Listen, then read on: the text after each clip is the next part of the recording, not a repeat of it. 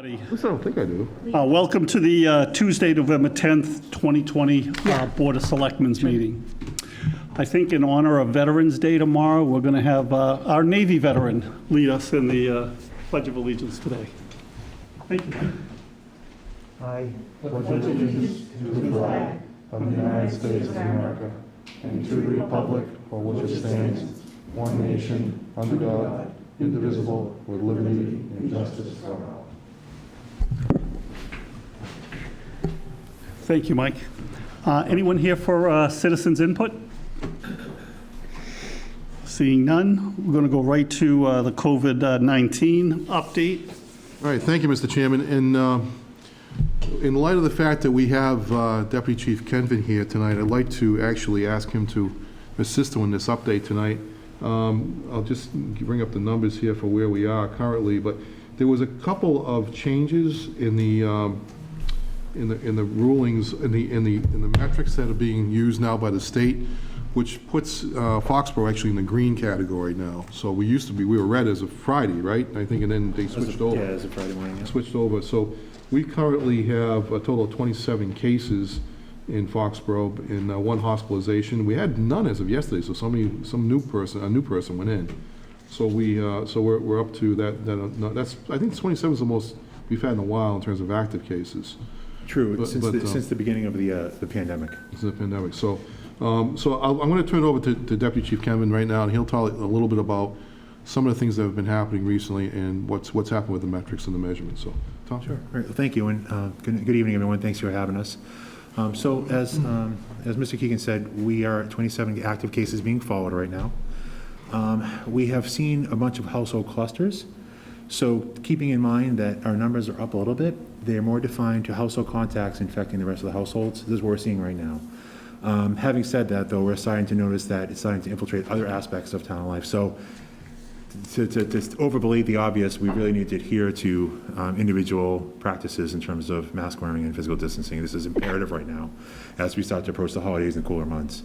But to touch upon what Bill had said with regards to the color matrix, they're getting away from the risk mapping, and they've identified towns and communities based on population. We know that all cities and towns aren't the same. So they're trying to give a little more freedom in terms of, if you have a town that has 5 cases, all of a sudden has 7 cases, but has a population of 15,000, that would put them in the red to the old metrics. So the new metrics account for population and size of the communities. So with that, we are in the range between 10 and 50,000 for population, and we look at the average daily cases. So for us right now, we're averaging probably around 7 cases daily, which keeps us under that 10, and it accounts for the total per 100,000. So average cases per 100,000, which give us a particular rate. So we're looking at positivity rates. So in order to go to the next stage, yellow or to red, we need to be either equal to or greater than 5% positivity. Right now, the town of Foxborough, as of last counts on Friday evening, we're 1.26 for positivity rate. So we're well below that right now. So based on that, we are in the green status, which means our lower risk right now. And we need to achieve multiple weeks in the red before we have to start thinking about other changes. Really what the color mapping does is it allows town administrators and people like yourselves to gauge where we're at in terms of practices within the community. What can we do better to slow the spread? What practices are we not really looking at as much as maybe we should be? So part of that is it's obviously multifactorial, and I can tell you from the meeting that we had today with local boards of health with Dr. Catherine Brown, the metrics are very complicated. However, having said that, they've divulged it down to just the 4 colors right now. We are in the green. We jumped from red to green based on the amount of cases we had for our population size. So that bodes well for us. I still think we're doing pretty well in the town in terms of community risk, although I will say the numbers are up and I'm getting consistent positive cases on a daily basis. Having said that, each positive case also has with it the appropriate amount of people that have to quarantine. So that obviously will start to affect other things as we start to progress forward. So again, can't reiterate enough how important it is to really take the vigilance to heart and think about the social gatherings, which we're seeing is really becoming a culprit in a lot of this. The casual social gatherings, the carpooling, going back and forth. Maybe some folks awaiting test results, but while they're waiting test results, they're still interacting with the public in a social environment, and then we'll test positive, and then it means we have to go back and turn back and do the contact tracing. So I will also say that the schools, Jen Rosenberg and the schools have been doing a phenomenal job aggressively contact tracing within the schools and really setting a high standard there. So I think in terms of schooling, which is basically the origination for this colorimetric changing. They wanted to get the kids back into school. So by doing that, by looking at community risk as each individual community, rather than just a blanket metric that says red or green based on the number of cases, they've been able to more individualize the color coding for each individual community. So that gives us the position to kind of look at, as much as we can, getting kids into school and keeping kids into school. That was the major emphasis. So, Mr. Chairman, one of the demographics that I've seen, indicated to us at the state level with all the other cases that are going on right now, that the metric that's being affected the most right now is the 18 to 30-year-old metric where kids are out and they're getting infected and obviously infecting others. So Undoubtedly, yes. Yeah, okay. the vast majority of the numbers we're seeing are in that age group. and that's same in Foxborough. Yes, Okay, yes. very good. I would concur wholeheartedly with that. Okay. A little early, did you say there were 4 colors? Well, there's the unshaded, or the gray, green, yellow, and red. Okay. Didn't know there So was a 4. so now we are at the one step above the lowest, which is the green, which is, obviously a snapshot in time. It could change based on the given percentages, but if all holds true, we should probably stick in the green, maybe yellow, depending on what the rest of the week looks like. Any questions from the board? Just a comment. I want to say thank you to Tom. I guess we got to talk a few times. As most people know, my family was hit with the virus, and he was great on following up. I mean, with questions that would help with tracing and what was going on in our community, but also on a personal level and how we were doing. And he checked in on us a number of times, and it was much appreciated. And great job. One hell of a story on your side of things, Yeah. I'll tell you that much. Well, I think we'll talk about this later on in tonight's presentation, but we couldn't have picked a better time to implement community paramedicine. I mean, and thanks to everything that you guys have done collectively, not just for you, Tom, but mostly for you. I know the things that you've done have been terrific. Very small part of we a really very big appreciate team. that. Yeah, it won't be the first time or the last time, I think, that we say it, but thank goodness, Yeah. Chief Keller and others had the forethought to do this, because I can't imagine what we'd be facing Yeah. if we didn't have this Exactly position. right. Thank you. Exactly right. Thank you very much. Thank you. Thank you. Next on the agenda, I don't know if it's changed for the people at home, was the Foxborough Lions Club public event application. We're just postponing that 1 week. It'll be on next week's agenda. We're having that brings up a good point. We're going to be having 2 Board of Selectmen meetings in a row. We decided a few months ago to have it on the 17th to not interfere with any Thanksgiving plans that families might have. Are you going to have any plans? That's the real question. It's nice to have a week off. Yeah, our normal 25, I think, is down to 6. I don't know about anybody else. And no Thanksgiving Day games this year, which is unfortunate too. Yeah. So, it's really, really a bummer. But That's going to be strange. It's going to be very strange. Okay, moving right along, Economic Development Committee, Shop Local, Heather Harding and I think Leah, both going to have talk on this. Yeah, so I'll get started. So as part of my role in the Board of Selectmen, I'm the liaison to the Economic Development Committee, and I think you guys know that, I've been attending like the Foxborough Common Business Collaborative and big in the EDC piece. Right now, it's so important that we support the businesses we have, because we have to make sure that they stay open. So Paige has actually done a really great job too. Obviously things have slowed down a lot in her department, and she has really stepped up and spearheaded a lot of the research that we've done and talking to the businesses. So the Economic Development Committee put together a survey that Paige helped facilitate. We went out to businesses and asked a number of questions, like how has the business fared? Is your current operation model sustainable? It's the same piece that Paige showed when she came in to do her department update. So anyway, we got to looking at the comments that came back in the survey, because we asked, what can we do as a town to help support you? Mm-hmm. And there were lots of different things that came back, but I'd say the 2 biggest themes that came up, were obviously financial support and, putting cash in the business and things that we'd love to do, but, we can't. And then the second one was just encouraging people to shop local. I'm going to read a couple of quotes from the survey. So continue to push community support for local businesses, encourage people to shop local, because everyone is local and not traveling and commuting, we have a real chance to bring people back to support businesses in town. The social media promotion that we've doing, support local businesses. The town's done a great job with the social media groups and helping spread the word about new menu items and such. So we thought, just like we did the Eat in Foxborough promo a while back when people were comfortable getting takeout, with Small Business Saturday coming up, I think it's November 28th, to do another promotion like that. So this is to get people to shop local. I know, there's been times that I've been thinking about dining out or going out, and I've made a conscious decision, because of that push that people have done. So what we thought we would do is have another promotion where for 1 week, if you shop local or eat local, you get entered into a contest and the prizes will be donated. So the reason that we're here today is to not only promote this, but to ask for a small amount of funds that will go into promoting our local businesses and promoting this Shop Local Week that we're going to have going on. So if you've been to Mansfield or some other communities, you've seen the little Shop Local stickers in the window. So we're here asking, it's $309 for the window clings that would like to have made. And those would go for the whole year. And those would be free to any business in town that would want them. So if you hold it up there, it says, shop, eat, enjoy local, Foxborough. And those would be given to the businesses to put up in their window. So hopefully people would see them and it would make them stop and think about supporting local businesses.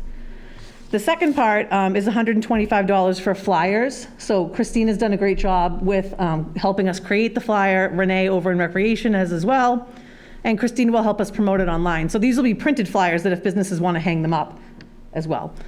So it's a small ask. It's $450, but I think we can make a bigger impact to a lot of the restaurants and businesses, not only uptown, but Patriot Place and Forbes Crossing and really everywhere in town. So I know budgets are tight right now, but there is a specific economic development fund that the Board of Selectmen has control over. So that's why we're here asking for that money. And it's $450 is the total that we're looking for. We are using a local business that's helping us create all these as well. And we have everything ready to roll as soon as we have the financial stamp of approval to get this promotion going, and everyone, look for it online and help us support the businesses in town that we have that, support our communities in so many different ways. So, Mr. Chairman, I think it's a great idea, and I think it's something that really should be done, especially this time of year. And where this, we're heading into kind of a difficult time with all the, the new cases that are coming around. I thought obviously people are very nervous about trying to, impact, they're nervous about their businesses. So the extent that we can help them is great news. Just so you know that there's over $27,000 in that account, $27,571 to be exact.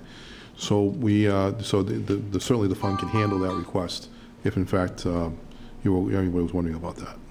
And Paige and I had discussed, I think we have an Economic Development Committee meeting next week, so maybe the Economic Development Committee can kind of go back and put our heads together and see what else we can do and maybe come back with some more ideas for those funds. I don't think we need to use them all this year, but if there's ever a year that we need to promote economic development, I think it's this year. Right. And so just a little history as to how that fund was created. It happens whenever there is a new alcohol license that comes into play.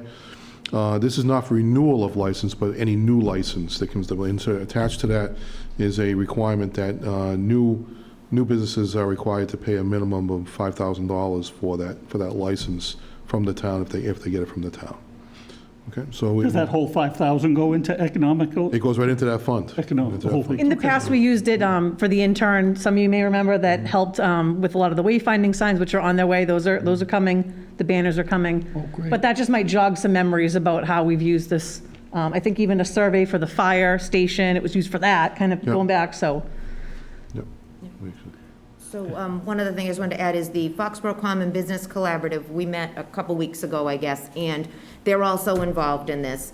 They're going to help us promote it and also help us go out and get the window clings and the flyers out to people, because there are a lot of businesses in town, and once we get these done, there's 4 of us that it would be hard to get all of this out there. So they're going to be helping us do that. And just in case anybody's wondering, we're not asking for the money for the prizes. We're purchasing those or getting those donated, so that's not coming from town funds. We're just looking for the money to get the window clings and the flyers. That's it. And we're also putting together, and if anybody has any information, they can email it to me or to Leah. We want to kind of put together for people a list of some of the local businesses and what they offer. Because sometimes people just don't know. They say, well, I'd love to shop local, but I didn't realize that Hobby Stop in, Bradley's Plaza had this, or so.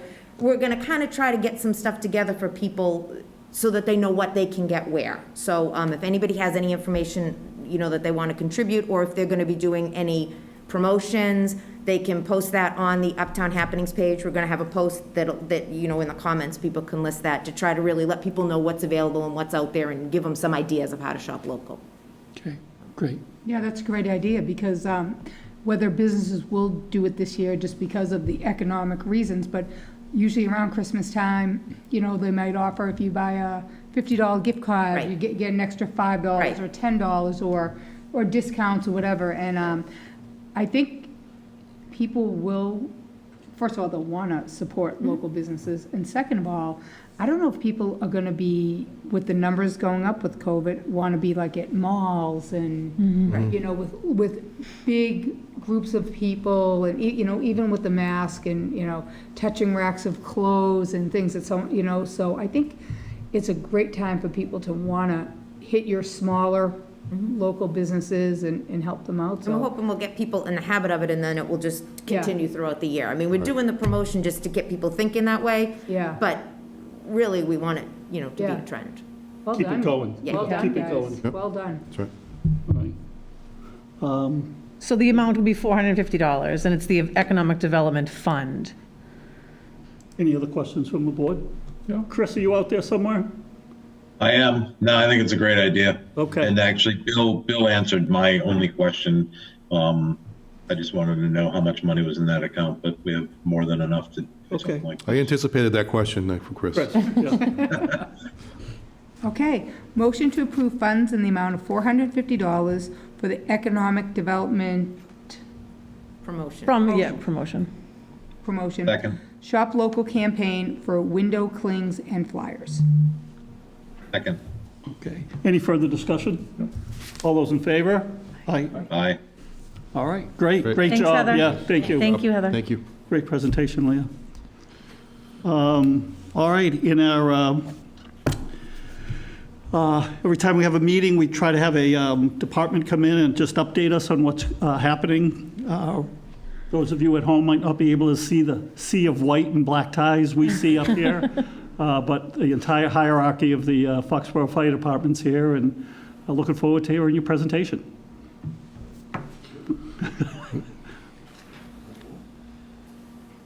Come on, you guys look good on the screen. Color coordinated with the masks, the whole bit, it's like, it's a good look. Tom, you need to get a black mask. Yeah, the outlier. All right. Thanks for coming. No, it's our pleasure. It's nice to be here and kind of tell you some of the stuff that's going on in our department. I think, coming out of the springtime, we're kind of firing on all cylinders. There's been a lot of good things happening. So I wanted to just, take you guys through a few of the initiatives we've got going on. And I figured rather than you listening to me kind of drone on and on about all the stuff we're doing, I'd bring everybody in and have them talk about their program areas. So. That's great. So the first bit of good news I have is after about 45, 50 years of us losing our first white fire truck, we got it back.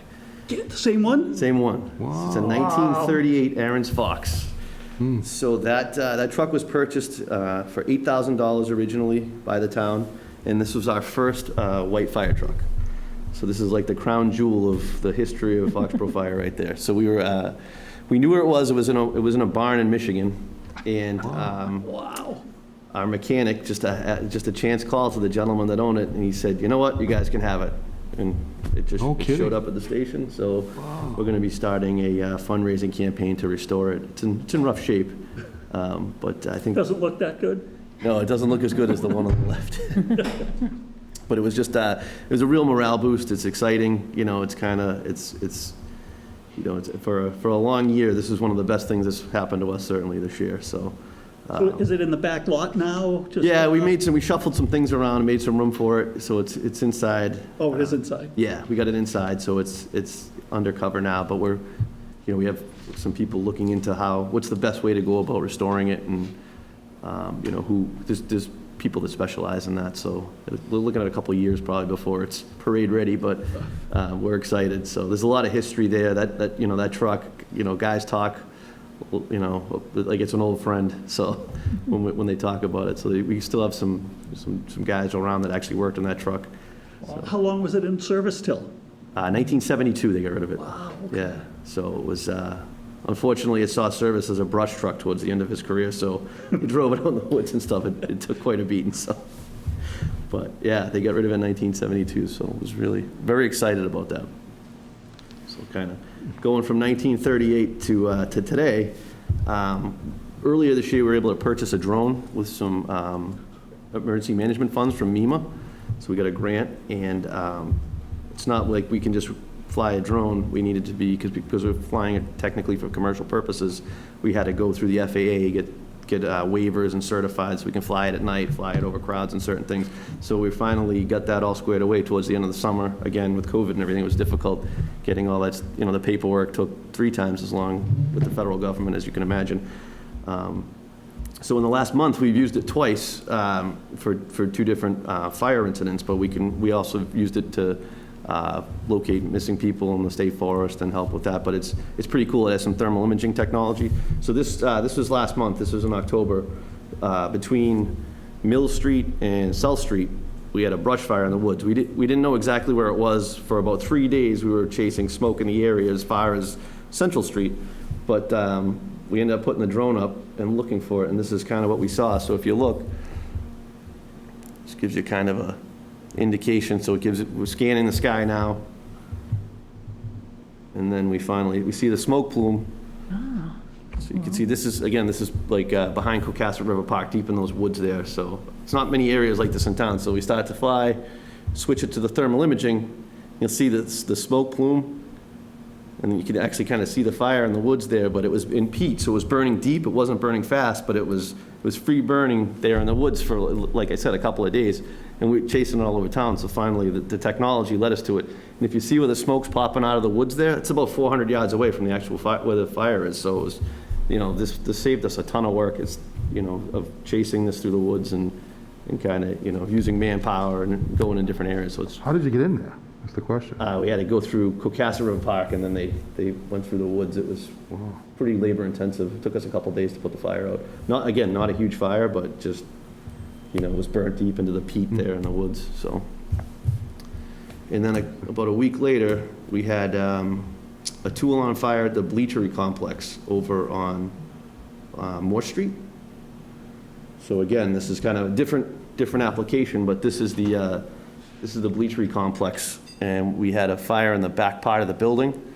Again, large building, kind of a high-risk operation. So we use the drone to kind of look for heat propagation throughout the building, make sure that there was no hidden pockets of fire in that old, mill-type building. So again, very useful, very helpful to us. So we're thankful to have that technology. So talk more about that fire in a few minutes. Another thing, we've had it for about 1.5 years, is the ultrasound technology. So we're still. That's a heart. Yep, exactly. So we're still I think we're the only EMS agency in the state using ultrasound in the field. Is that? As far as we know, that's Yeah, correct. as far as we know, that's correct. Other people are starting to ask us about this, but this is one case. This was an elderly female. She had what's called congestive heart failure. So as if your heart's not functioning properly, fluid backs up into your lungs, backs up into your legs. So the astute paramedic noticed that, took her the woman's blood pressure. She had what's called narrowing pulse pressures. So her blood pressure was, it's usually like 120/80. It was like 108/92. So as they get closer in numbers, that gives you an indication that there might be something, wrong with the heart itself. And using those clinical judgments, normally we transport them to the hospital. That would, they'd be admitted, and maybe 3 or 4 hours later they would have an ultrasound. He did an ultrasound en route to the hospital, realized the woman had what's called a pericardial effusion. So there's a sac that surrounds the heart, and as your heart beats, that sac was actually infected, and it was actually squeezing on the heart, which was causing her congestive heart failure. So he was able to diagnose that prior to her getting to the hospital, and she was able to be treated a lot quicker and relieve that congestive heart failure. So it's exciting. You know, it's you know, it seems minor, but it's pretty good. Her treatment was probably increased by 4 hours. So this is a new cardiac monitor that we were able to get. This is like right off the assembly line. We're going to be one of the first departments in the Northeast to have it. So we were able to get these with CARES Act funds. So they have some technology built in. We're working with Sturdy Hospital. Tom will tell you more about that in a few minutes. But we're actually working with Sturdy Hospital so we can conference in doctors. And this monitor will actually act as a teleconference, so we can bring the doctor right to the patient's side. It has technology that streams all of the parameters into a cloud-based website where doctors can see everything, you know, all the diagnostic tools from the monitor, the heart rate, pulse oximetry, some certain lab values. So very exciting. Again, puts us right on the cutting edge, bringing that emergency room care right to the patient's bedside. So are you just hooked up with Sturdy, or can you do it to any ER? So the beauty of this software, it's not software, it's a website. You don't need any special software. There's no, the user on the other end can just log into a website. So, you know, theoretically somebody in Idaho could log in and see, you know, if they have the right credentials and the right password to get into that website. So there's no special, that was one thing like this company did right. They didn't make it proprietary, so every hospital had to, you know, that put a damper on a lot of that technology. This kind of broke the mold and said, no, we're going to make it web-based so you don't have to have any proprietary software. Great. So yeah, it's really kind of exciting. So a couple other initiatives. We've really kind of wanted to focus on training, you know, physical fitness. So one of the initiatives we had was a physical fitness initiative.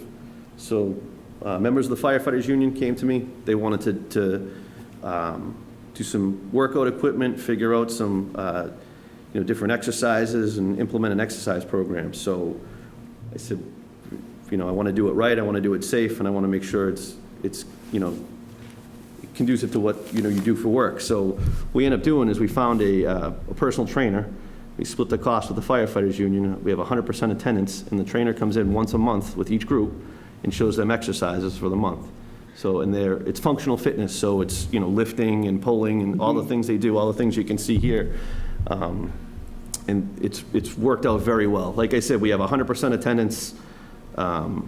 You know, everybody from age 22 to 63 is involved. It's, you know, and that's the thing that's nice about having the personal trainer. He programs exercises to you and your you know, physical abilities. So not everybody's doing CrossFit lifting tires, you know.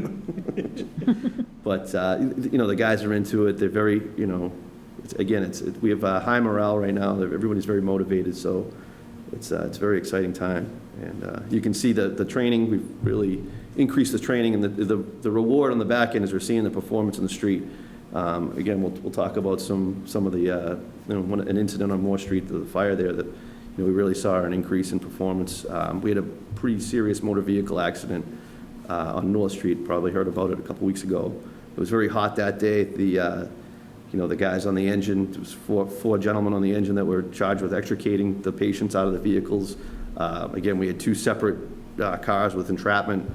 Labor intensive, very hot, but you could see the physical conditioning is working, and, you know, those guys worked for a solid hour and a half getting those people out of the car. They did a tremendous job, you know, with limited manpower. So you're really starting to see that initiative pay dividends. So it's, like I said, it's pretty exciting.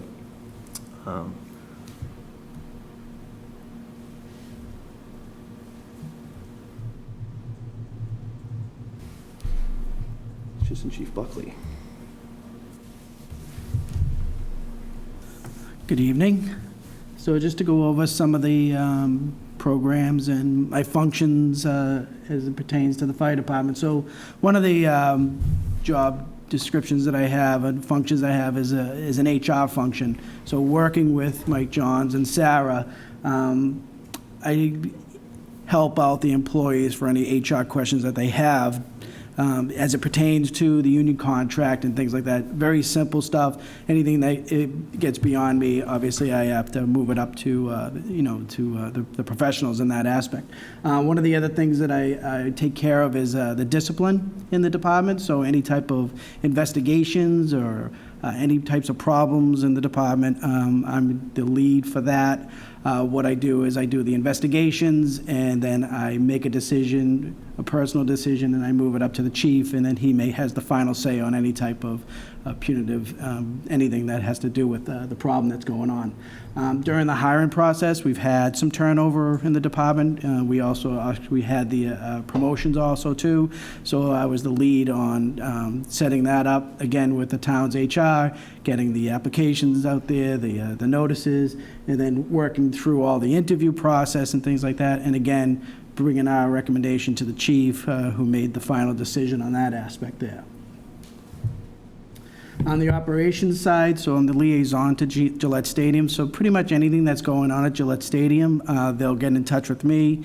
I work with multiple people up there, from security to construction, along with Deputy Larissy, and any issues that go on up in that aspect. One of the things that we do, even today, that, they just came out and said no fans.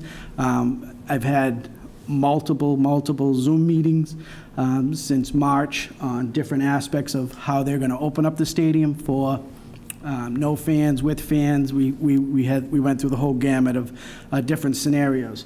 One of the things that we did over the COVID time was Deputy Kenvin came up with as a medical plan, so that if we did open up, and even if they weren't going to have fans, the deputy came up with a medical plan, working with the doctors and staff for the New England Patriots and New England Revolution, to come up with a plan to mitigate any issues that would come up during any type of events that they had up there. One of the other things is we had to do, like I just mentioned, was the staffing aspect of it. Our details are nothing like they were for before COVID. So working with the chief and with the stadium personnel, we came up with a plan to safely protect the stadium. Even though there's no fans in there, there's still players in there, and there's Gillette personnel there and things like that. So we do have personnel in the presence. So working with them and with the chief, we came up with a plan that was agreeable to all the parties, that made sure that it was safe for everybody involved. So again, one of the things that we've all gone through over the last 8 months or so is the COVID.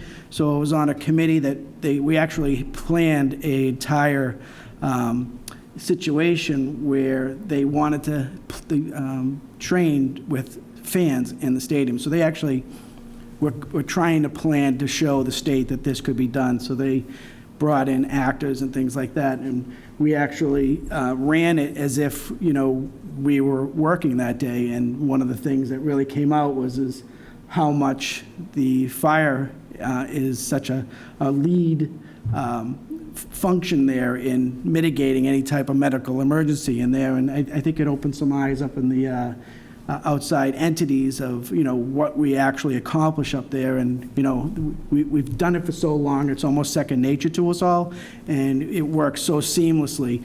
Unfortunately, as we all heard the other day, that there is no fans coming up there, but we've been working very long and hard trying to figure out how to do this safely if they ever got the go-ahead to be able to open it up to fans.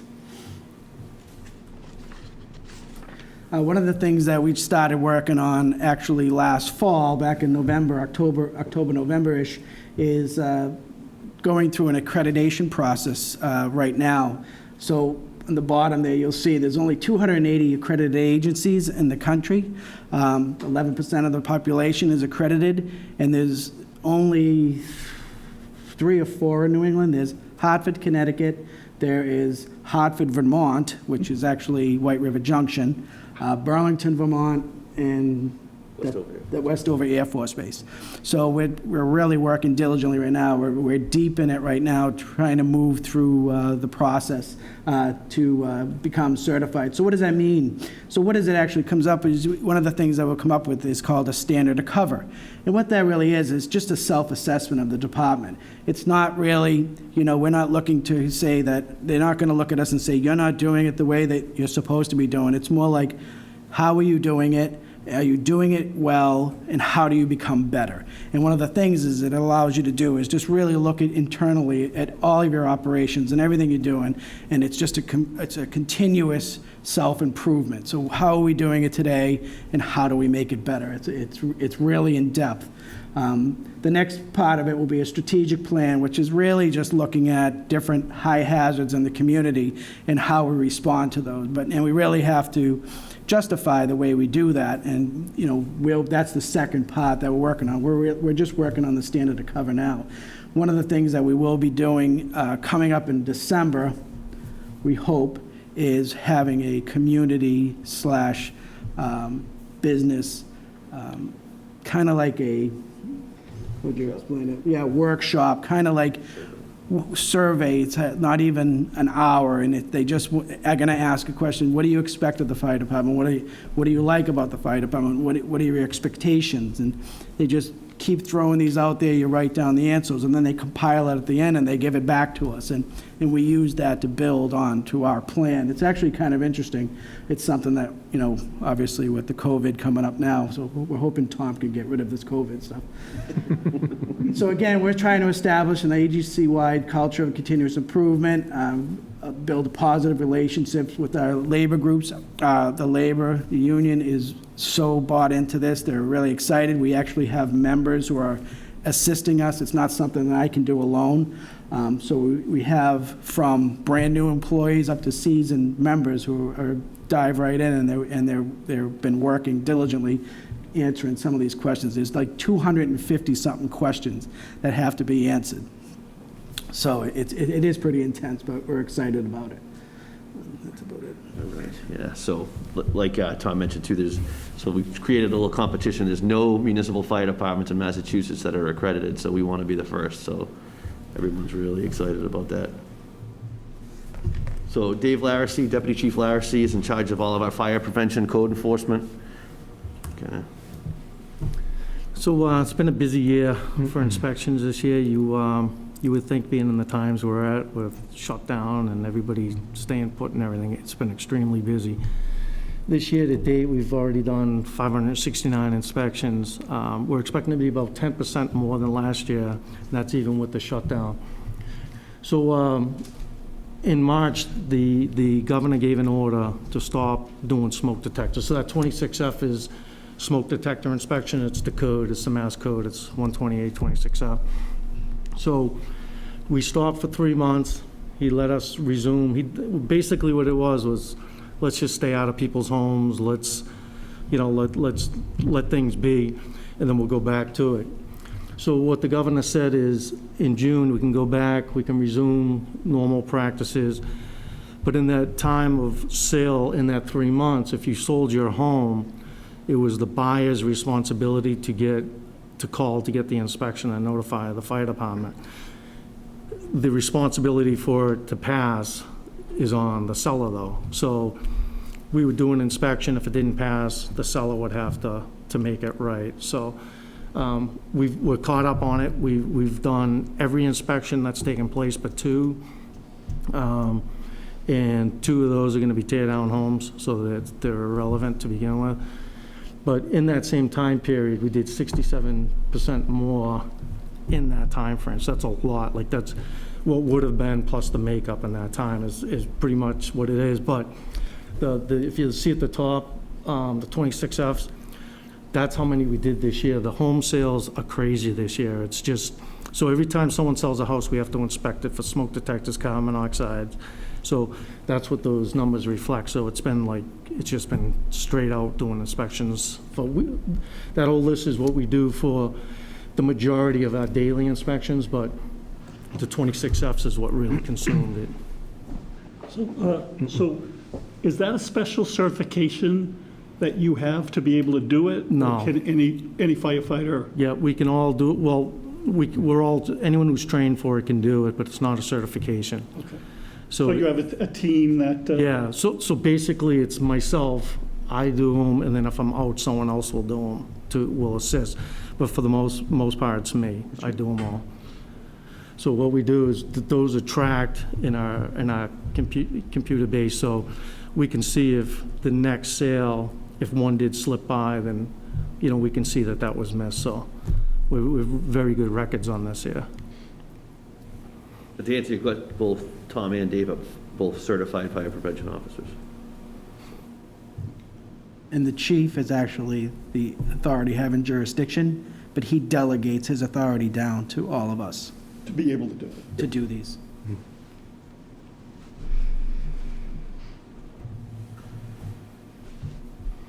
So, we've been trying to get an online program at the station, like the building department has, to get online and do permitting and stuff. I just wanted to kind of put this in. We just wanted people at home and contractors, everyone to know that we adjusted. We used to be a walk-in facility where you'd walk in, fill out your permit, we'd give it to you, or we'd take your paperwork, or you could email us your plans, and I'd review them and then give you back your permit. So what we've done is we've adjusted that. We did it relatively quick when this COVID hit because we were in lockdown just like everyone else. And being, a contractor in the past, and I know how important it is to get your permit, get your plans approved. People's livelihoods depend on payments, like you get an inspection signed off, you get a payment from someone or whatever, or you're gonna sell your house, you want that certificate. So we made it so you could call in your information, and then you can also email. But our plan is to eventually get that online program going. But we just want people at home to know that, contact us and we'll walk you through everything. We're real user-friendly when it comes to that.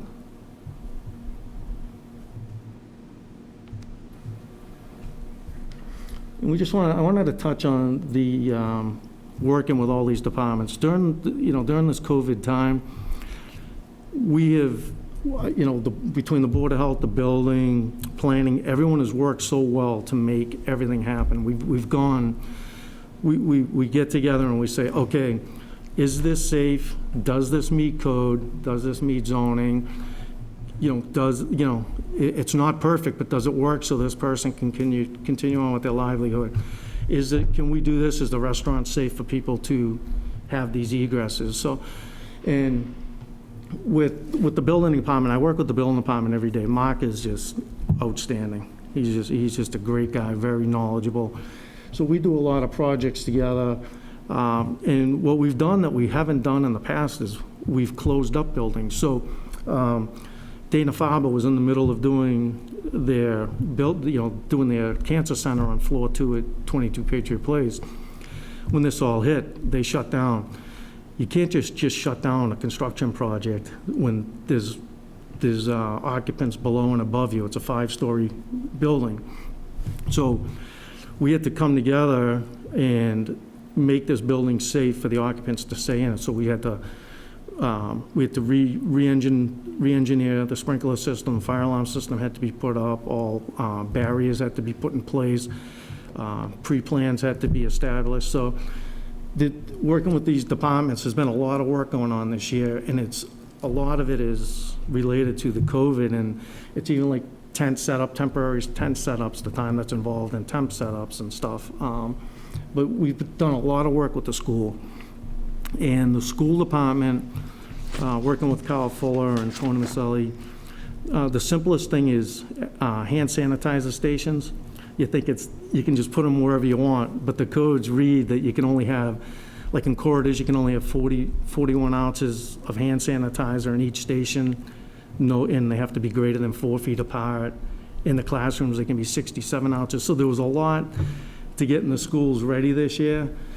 And as far as the elementary schools, they're split now. So there's 2 sessions in the elementary. Junior high and high school are each straight 1 session. All the kids go to school. So the state requires that we do 4 fire drills per school year. and there has to be a fire drill within the first 3 days of the start of school. So instead of just doing one fire drill for each school, so now we have all the elementary schools are each doing multiple drills. Charter school had 20 students arrive. We had to do a fire drill just for those first 20 because they had to meet that 3-day criteria. So working with all these departments and getting everything together, everyone's worked so well that it's just outstanding, and it's really nice to see because everyone has the same goal: help the citizens and the business owners of Foxborough succeed and just be safe and comfortable in their environment. And it's worked well. I never would have imagined that there'd be a code on how far a sanitizer has to be. Is it because it's potentially flammable? It's flammable. Yeah, it's alcohol-based. Yeah. But it even goes as far as if you have it on carpet or if you have it on a impervious material, if the building's sprinkled, if it's not sprinkled. So we've gone through all of this. So it's like, so that's an example. We did a site visit for the school. Well, that site visit entailed all of that. So that site, so we take that one site visit that takes 4 hours. So when you see that list of inspections, they're not just all quick hits. Right. So, but it's all worked out well. So the community risk reduction, what that is we do an analysis. We look at a certain area and we do an analysis and see what the risk is to that population, that business, that neighborhood, or whatever. So we've been working on this for about 1.5 years now. During this COVID time when we couldn't do 26F inspections, we jumped into this and we got into this and we dove into it and did a real good analysis of. We started out, what are our high hazards, what's going to take the most resources, and then so we started to look into it. So the first thing we got into is we have a senior safe program, which is we started last year. So the senior safe initiative is any Foxborough resident that's 65 or older that lives in a 1 or 2 family home that's owner occupied. So say you own a 2-family and you live in it, or a single family and you live in it. We'll come out and we'll do an assessment of your home. So we'll come out and we'll check your smoke detectors, your carbon monoxide detectors, your stair railings. We check for any safety issues at all, the stairs on your porch. We basically come out and we do a home inspection, and it's free of charge. And what it is we're trying to eliminate falls. We're trying to eliminate any hazards to a senior citizen or anyone that comes to that house. And so it's free of charge. So what we do is whatever we find, we don't force anyone to fix it. These are all recommendations. If you need smoke detectors, you can purchase your own smoke detectors. And if they're battery, we'll install them. If they're electric, we can't install them. It has to be done by an electrician, so that there's too much liability on the town. We can't assume that. So we've been, the first year was kind of a little slow. It's picking up a little more. So we've been going through the senior center. So we threw a cookout last year, last July, to kind of try to kick it off and to get people more.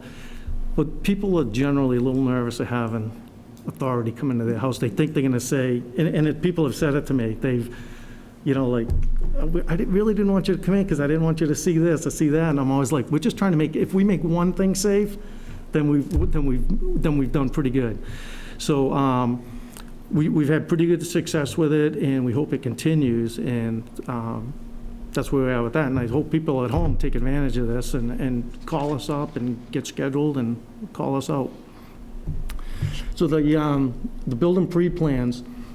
Building pre-plan is basically, we go to a site, we evaluate it, we see what the hazards are, where the fire hydrants are, what the water supply is, what the accessibility is, what the exposures are. Exposures mean like the house next door, or is it a junkyard behind? Are there occupant, like some of these 26Fs that I do, if I notice that there's a handicapped person in the house, I put it in our computer base. Handicapped child, second floor, top window. So when the firefighters respond, it comes up as a warning. They know if there's a fire, they have to get to that room. So the building pre-plan is basically establishing a plan to what if? What if a fire happens here? What if there's a chemical spill here? What if, anything? So we've been working on that, and we've got a lot of pre-plans in place, and that's worked out well. And then we've started, Captain Dave Healy, he's on the hazmat team, mass hazmat team. So right now he's taking on a project of going around to sites and doing material data inventory. So like seasonal, they have tons of chlorine up there. How much chlorine do you have? Where's it stored? What's next to it? Stuff like that. There's a carpet cleaning company that has a lot of chemicals up on Route 1, next to Mike's Auto, up there. So we're taking what we did with that analysis to see which business is the highest risk. We started with them, and that's going forward, and that's in our database too. So that's some of the projects that we've been working on that are moving forward that are really going to benefit the community. So one of the first buildings Dave tackled was the bleachery out on Moore Street. He identified it as a high hazard. It was probably a higher hazard to have a fire in. There was some parts of the building that were in disrepair. He was working with the owners to try to secure some of the areas. One of the pieces of the building was in probate. It's all chopped up. So Dave, recognizing that, pre-planned the building, went out, measured the water system is different down there. It's fed by Mansfield because of the pond. So the last hydrant in Foxborough was actually on the Borough School side of the bridge. So the other water supply comes from Mansfield. So we actually measured the hydrant distances to the building. Lo and behold, back in October, didn't we have a fire in the building? So someone hit a pole, transformer ended up catching fire in the back of the building and caught some of the businesses on fire. And because Dave had actually taken the measurements and then took pictures of the insides of the building, heavy timber construction, which is usually pretty solid, because of water incursion in the building, some of the beams had rotted, so you could see the roof was a little depressed. It was, not the safest environment for firefighting for sure. But Dave took time to educate every group on the hazards of the building, where the water supply is, where some of the higher hazard areas of the building were, how much hose needed to be laid. So when we had the fire in the building, significant fire, those buildings are pretty scary, and they're typically known to burn in New England because there's a lot of these old mills. We were able to put it out in about, I don't know, what do you think, 25 minutes? Without any extension to the main mill building, which is really good. It just kind of goes to show you, the pre-planning, the training, everything comes together, and when, we have an incident like that, it goes pretty seamlessly. And then on the Senior Safe Initiative, again, when we have the right systems in place to analyze our data, we look at, the number of calls we go to for people 65 and over. One of those top calls is falls. So if we can get into the house and find very simple things like a throw rug by the door that they might slip on, or a loose railing, and we can get in there and fix that, we could prevent that person from getting injured and going to the hospital. So, both, they seem minor, but then when you see the results, it's pretty rewarding. And I think, the building pre-plan thing really showed its value when we had that, not 2 months later after him doing that, we had the fire in the building, and it went so smooth and so seamless because everybody knew what it was like a symphony. Man that needs no introduction. Hello again, but just to touch base on what we're doing. Can I just have you switch with Dave so you're in front of a mic? Wait, slide that down, actually. Stuck on your phone? My phone got caught. All right. Sorry. So just to give an update on what we've been doing in response to COVID-19 locally, we've initiated a process where we can actually provide testing, not only to the members of the fire department, but to members in the community as well. So we have a kind of a three-tiered system where we use an antigen testing kit, which gives you pretty good information if you have a positive result in somebody who's symptomatic. But if they're negative, you have to be worried about some of the data that comes back from a negative result, because you'd have to be backing that up with what's called an RT-PCR, or reverse transcriptase polymerase chain reaction test, which is considered the gold standard. So right from the get-go, Chief Kelleher was very aggressive in chasing down an Abbott ID Now machine, which was at the time was hotly contested with FEMA. So we had one, we lost it, we had one, we lost it. But due to due diligence, we ended up acquiring an Abbott ID Now machine. which gives us 15-minute real-time PCR data, which, as you can imagine, if you have somebody who's symptomatic in one of our public safety departments or another town department, that could be pretty troublesome. So you'd want to know right away if somebody was positive so you can actually do the tracing and isolate that person. So we've initiated that, and we also have in a collaboration with the Broad Institute in Cambridge and ProEMS, so we can actually do testing on a wide scale perspective with results in 24 hours. So we feel we're a very tiered system, a very succinct tiered system in order to test for COVID-19. But to follow that up, we also entered into an agreement with Sturdy Hospital, Mobile Integrated Health, where we can do COVID-19 community follow-up with patients who've been released home or patients who they're trying to keep home. You probably heard the news that they have monoclonal antibody therapies out that have been approved for folks who have mild to moderate symptoms who they want to try to keep out of the hospital. That's one of the type of things that's spurring Mobile Integrated Health, trying to keep people home and try to keep people safe, but also try to keep costs under control. So as the chief alluded to earlier, we are moving ahead with the Tempest Pro ALS monitors, which have a number of advantages. They offer a variety of non-invasive hemodynamic monitoring capabilities, some of which we probably won't use in pre-hospital arena, like methemoglobin. We probably won't be checking that. However, we have the ability to scale up if we need to. But what it has is a camera on it, which we can actually put a doctor and a patient together real time and have a doctor ask a few questions. And to build on that platform, that cloud-based server platform, we can actually display real-time hemodynamic parameters to a physician looking at it from afar, whether it be 12 EDCGs, whether it be vital signs, oxygen saturation, carbon dioxide levels. We can give all that information right to the physician in real time. Any doctor wants to log in. So we have affiliations with Sturdy Hospital. We also have our service medical director, Dr. Michael Vacanis, who could oversee some of those programs. We actually enrolled the town in its first novel vaccine program. So the town now owns its own vaccine program, which is going to be very helpful, hopefully, when we do see a COVID-19 vaccine.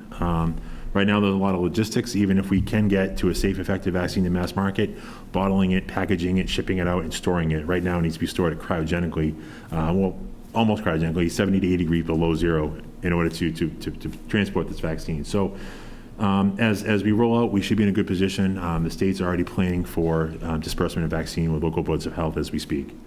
We've also enrolled in a Medicare program, which will be managed by Commonwealth Medicine out of the UMass Medical School in Worcester, where we can get reimbursement for vaccines and administration of vaccines, which comes back into the town.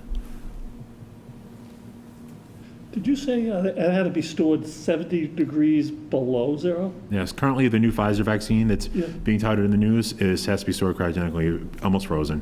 And that's not something you're going to find in a local doctor's office or a hospital, even a Walgreens. Right. These are the type of things that are specialized equipment in order to store and keep the cold chain for this vaccine. So if you're looking for a stock tip, dry ice.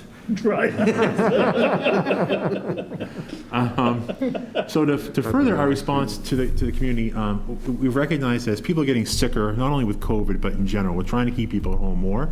We're running into a variety of medical pathologies and physiologies that are a little bit more than what we really taught in paramedic school. So right now, we currently have 3 paramedics. We had 4, but we have 3 down there right now that are in at the University of Pittsburgh's Emergency Medical Center Institute for Emergency Medicine training in a critical care paramedic program. So they complete this program this weekend, and they sit for their certification exam on Sunday. And they'll be coming home, and we'll be picking them up. But these guys are going to come back and kind of pay forward what they learned, find some tidbits from this course to teach up the rest of our members.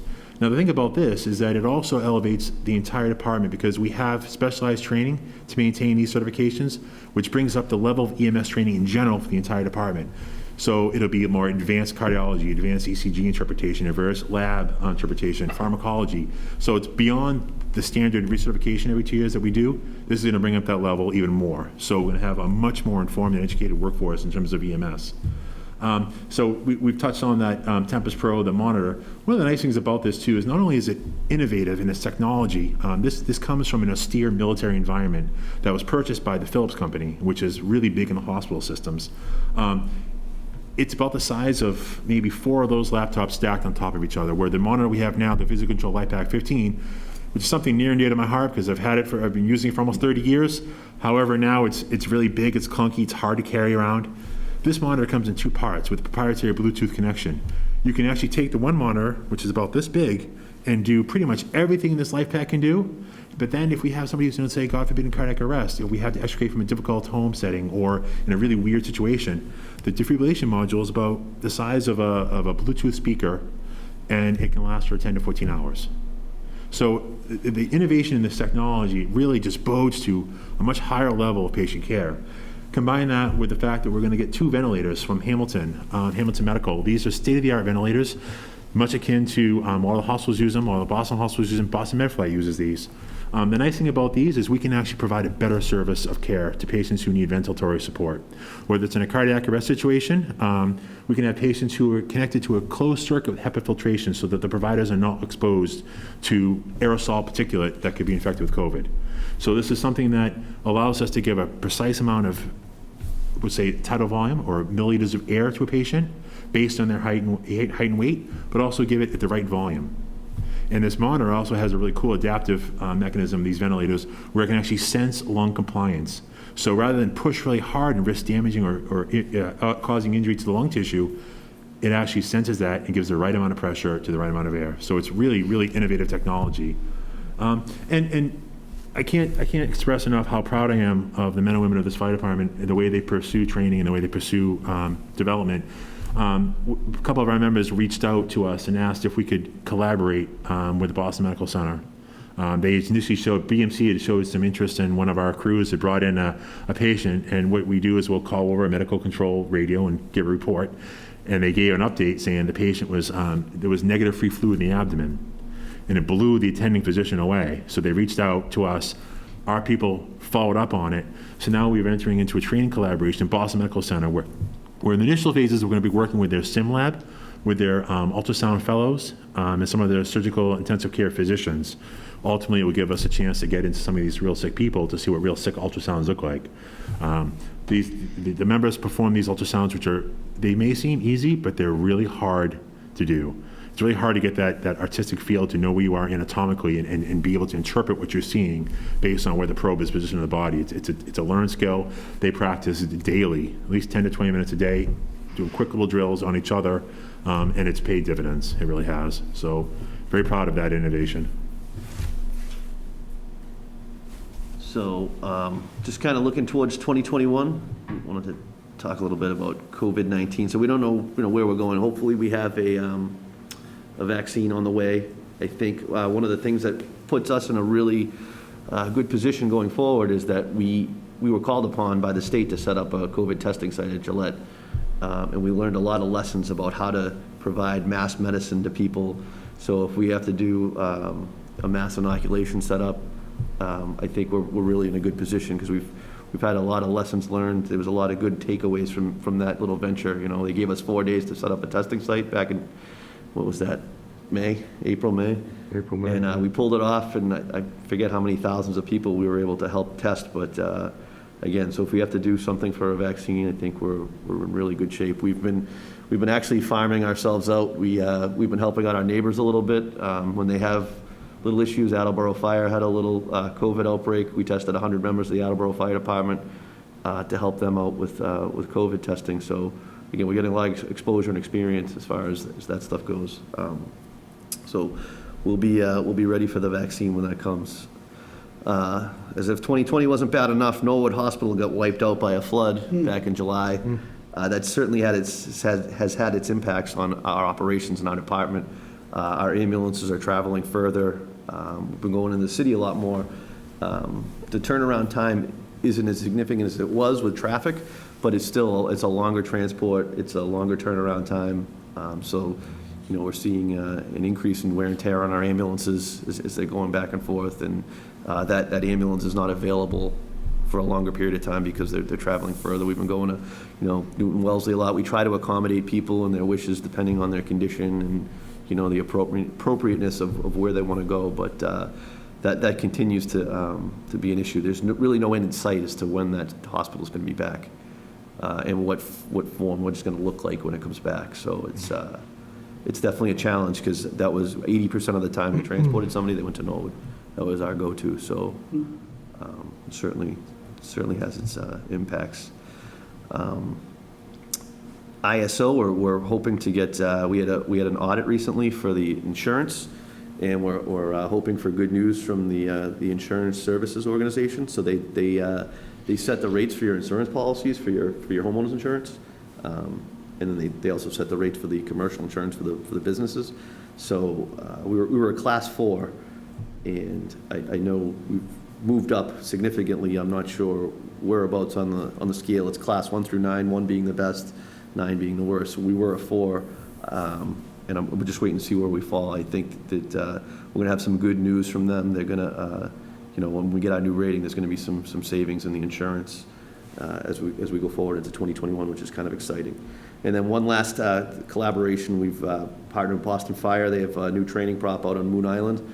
So we were supposed to go last week. We had to cancel, unfortunately, but I think early in 2021 we'll be heading to Moon Island. We're going to send two groups of people out there to do some training on a cutting-edge training prop. It's a flow path about how fire kind of flows through a home. So it's brand new. It's kind of exciting. So get that. But that's kind of the end of the presentation. So we'll take any questions. Or That was incredible. Great presentation. Any comments? Certainly a great use by your agency with the technology that's available today. Mm-hmm. And I think Chief, you've made a great selection for your team, and the efforts that they make for the residents in Foxborough is phenomenal. So you and your team have done a great job in providing leadership and being innovative in a time of crisis that our community's in, like the rest of America. Again, well done. Thank you. Thank you all. Chief, you recognize these? Yes, I do. I think he invented them, right? That's where I got them. I have a couple of things I just wanted to add. First of all, these guys are terrific, and I'm actually very proud of these guys, the work that they do, and the things that the innovation they do is just incredible. I mean, I half the stuff I don't even understand what they do, but it's really quite innovative. And I greatly appreciate it. There's a couple other things he didn't talk about, which are things that they're still working on right now, and that is they're working on right now the ability to fix vehicles for other towns, not just for Foxborough, but because they have a mechanics garage that actually allows that. They have a mechanic that actually is certified in all emergency medical equipment. They can emergency response equipment can actually do the repairs actually at their facility, and towns are actually looking to contract with us to do that work. So we'll actually make some money on that, which will actually go towards offsetting some of the costs of our own equipment, which is quite innovative as well. So we appreciate that. And I'll be back to you probably fairly soon, I would think, with a couple of agreements. We're going to go live January 1st. January 1st. So we'll be be back to you to do an intermunicipal agreement with some of the communities in the area. So that's another great innovative step that they're taking. The other thing, it was something that we talked about last night, because I think it's important that the board hears it from us as well, that right now, I don't think there's any surprise to everybody. We're looking to fill a health director's position. And it's a challenge because we put the position out this past week, and we're trying to get a really qualified person to fill that role, because in this day and age, that's a very, very important position for the community and the work that's being done, especially in a COVID-19 environment. So unfortunately, there are like 9 other communities looking for that same person. And our pay rate is competitive, but we're not the highest paid, but we're not the lowest paid. We're actually very competitive. We're right in the middle where we want to be. But the challenge is that there aren't many people that have the right qualifications. It's something that was actually noted in a report that was done by the state back in June 2019, that there was a real shortage in this particular area. So what we did was, we put out the right qualifications, and it's interesting enough that we put the right qualifications in the job description, and interesting enough, the report said exactly what we put in the job description. So it was on the advertisers, which was consistent with what the so-called gold standard is for running a health department. So we're waiting to see how that's going to play out, but we have to hedge our bets in this one, because If in fact we can't find someone, and right now I will tell you, it's more likely than not that we won't get somebody that's going to fill that role. But if we do, great, we'll continue on in the method that we are. But the fire department has approached me and said, look, we can help with that. And that they said they would help with the management of the operation, at least a temporary measure or for a while, until the staff catches up to what those requirements should be to help manage that department. If we can't find somebody, we should train somebody internally. And in the meantime, if we have the right people on staff, we can, with our own fire department, we can help manage that function. And so it's controversial because it's never been done before. But that doesn't mean we shouldn't do it. And it means that we should look at it and give it some consideration. The other option, of course, is to look at regionalization. And that's something that we have not really given much thought to, but at this point, because we haven't ticked off all the steps before that we get to that point. But that's something that the state is actually looking at as a solution to address this issue on a much broader scale. It's not something that this town is looked at for many, many years. In fact, Massachusetts is the only state in the country that has 351 boards of health. Only state that has that. So you can just imagine that it's a challenge to try and staff all those functions throughout the state with only a limited number of people that have the qualifications. Now, what's even more challenging is the fact there is no undergraduate program for municipal medical management. So there's municipal health management. There are masters of public health, which we've asked for in our job advertisement and job description, but only as a preferred request.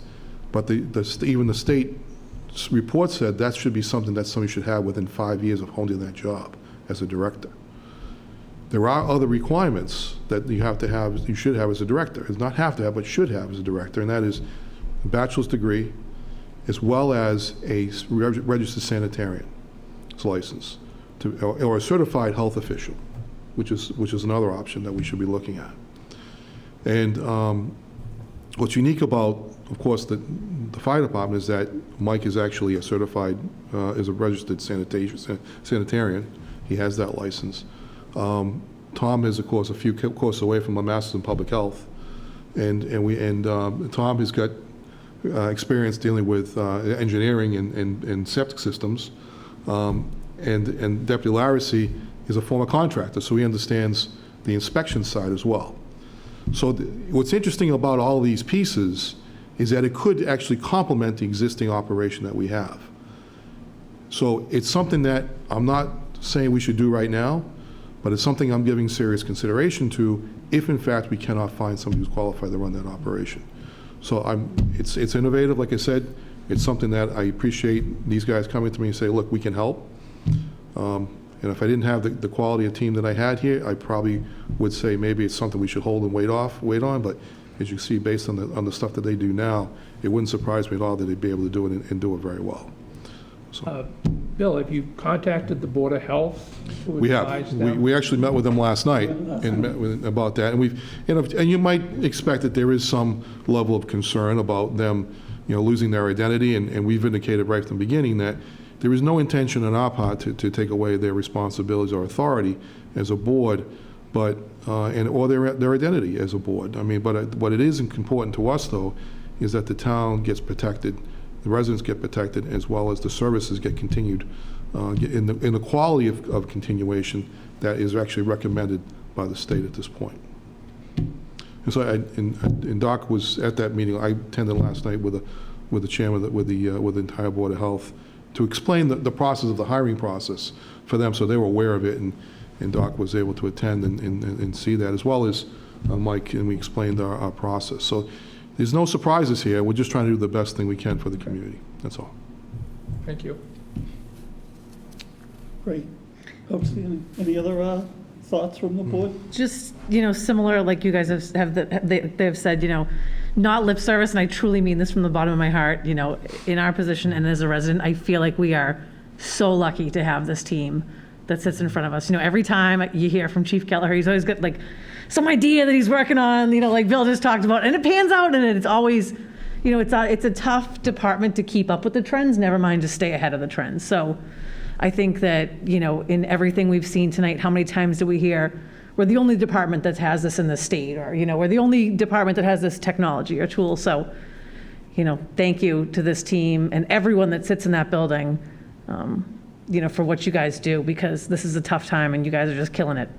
That's right. To think how proactive you guys are instead of reactive is incredible. Where we sit today, a lot more comfortably because you were proactive, is a tribute to you guys, all four of you, and the whole department, the whole building. Yeah, the only thing I'd like to add is that for 3 of the years that I was on advisory committee, I was one of the fire liaisons, and I know it's not possible to do it now with the COVID restrictions, but in the future, if anybody is even interested, I'm sure the fire department would be open to someone come. It was just to see the technology. We would sit down, we would go over their budget and stuff, and Mike was always, I've applied for this grant, and I've applied for this grant, and we have this, and, and explained Tom's position coming in and what it would mean to the town, of course, not knowing that we were going to have a pandemic, but, maybe you did have the crystal ball, Tom, I'm not sure, Mike, but. Luckily Irish. Yeah, but I mean. Sometimes Irish Mike, they call him Irish Mike. Yeah, I mean, it just, to show us actually on one of the engines and the software and just in case, it was just would tell you everything, not just from the address, where to go with this, if there was it was so, I guess I just didn't even expect it to be that delicate and what it would show you and, yeah. Yeah, I think every meeting you have with Mike, like you might think it's an informal meeting and you sit down and he's got like a PowerPoint and he's just so prepared for everything, so. And I think, and kudos to, Chief Hatfield for putting Mike and Tom together and, when we would meet, he basically would tell us, I'm getting ready to leave soon. I'm going to sit back, and the boys are going to go over this, and he was also looking forward to this department and what it would be, and like Leah said, you guys have just hit it out of the park. So, as now sitting on the Board of Selectmen and as a resident, thank you very much for what you guys have done for this community. And I can't speak enough to the dedication of the men and women that work down the street. I mean, it's just, we wouldn't. Absolutely. Yeah, we wouldn't be, they make us, every day, like they're doing we're helping the people that help the people. Yeah. That's how I look at our job. They're doing the work. One quick story, when I first came to Foxborough, it was, I think it was a Saturday before I actually started my job on Monday morning. We had negotiations with the union. Mike remembers this really well. And the contract had been unsettled for, 6 months, something like that? Oh, I think it was a couple of years. Yeah, maybe a couple of years. So we sat in the room, and Mike, in typical Mike's style, he comes out with a PowerPoint presentation. And so he shows me everything he wants to do for the department. I look at this, and I go, oh my God. I said, I've never seen a union present that kind of information to management, right? And so we looked at it, and so we figured out the contract in, 2 hours? Yeah. And we settled it in 2 hours because it made total sense in the approach that we wanted to do, and the community was going to benefit by what they were trying to do. And I think there was a genuine fear, or not maybe just a failure to understand some of the things that they were trying to do, but some of the things that they were doing were so leading edge that I think it scared some people. But it made total sense to do it, and so we did it, and it was something I've never regretted since then. So I appreciate. I see it's sort of developed. You can see them develop over the past 7 years now to where they are now. So. Thank you very much. Thank you. Thank you for all four of you to come. So, Doc, am I up next? So, Yeah. okay, before they leave, I just want to say that 2 of these guys are going to be on the interview panel with me next week for our building commissioner, and for good reason. So, Deputy Chief Dave Larissy, as Bill mentioned, a contractor. He has a lot of experience with code and licensing and permits and so forth, and so he'll be one of the panelists on our building commissioner interviews, as well as Assistant Chief Buckley, who you heard him talk about what he does as far as human resources from the fire services side. What some people know and some people don't is that he's also a civil engineer. So, the depth and breadth of what these guys bring, so they're going to help us hire our next building commissioner. And we've got actually a very strong panel or group of folks that are coming in that we're going to interview next week. So thanks for agreeing to be on that panel next week. Great. Thank you. Thanks, guys. Thank you. Thanks, guys. Bye-bye. So with that, Bill talked about the other recruitment already, but as far as the building commissioner, Bill and I have met with several candidates already, and not to interview, but just to kind of look at expectations. What are the expectations of the town, sharing them with some of the high-level candidates, as well as, what are the expectations of these folks coming in? Why are they applying here to Foxborough?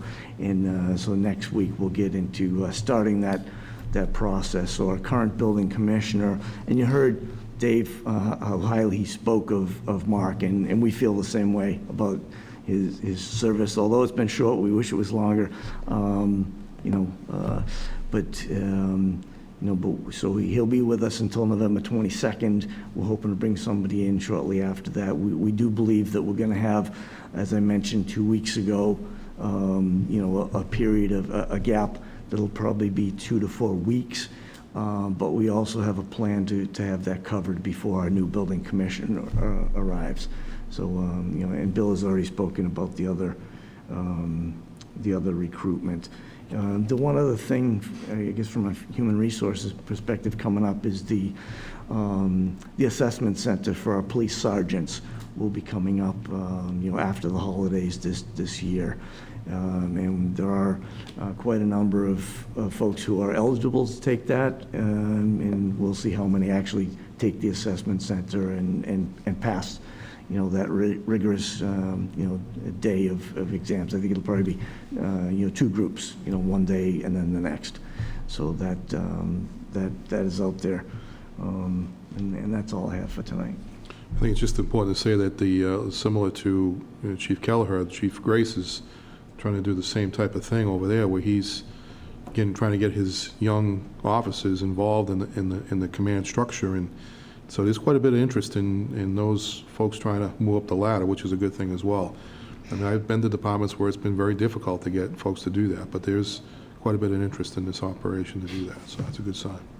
There was one other thing I wanted to mention, and as they mentioned, the fire department accreditation process. And that's a mountain to climb, and they're willing to jump on there and do that because, as Assistant Chief Buckley mentioned, it's not really a pass or fail thing. It's assess where you are and get better. Benchmark it and get better. And the police department is going through the same process. That's something they decided they wanted to do, and our Department of Public Works is also doing that. And with Bill and I reading over the last couple of days through the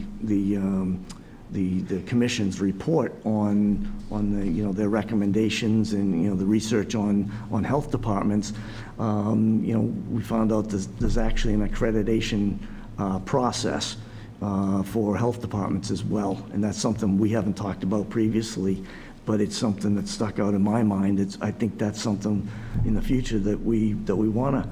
And we'll have to talk, of course, with the Board of Health about that, but I think that's, why wouldn't you take an assessment of where you are and then look at what are the goals you want to set for yourself as a department, as a community to get better and move forward. So that's something that we'll be talking about with them and recommend that that's something that they pursue once they get their entire